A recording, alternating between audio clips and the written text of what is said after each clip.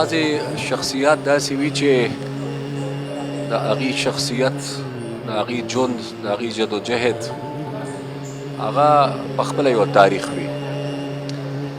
نن چې موږ د کوم شخصیت په تعزیت کې شریک یو، د هغې له خدای داسې یو شخصیت ورکړی و.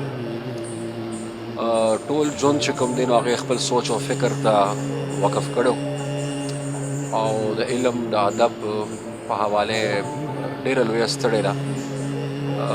خپل سوچ او نظریې سره یې ټول عمر وفا کړې وه او ظاهره خبره دا ده چې نن د هغه جدایي زموږ د ټولو لپاره یو ډېر لوی ازمایش او یو ډېر لوی امتحان دی.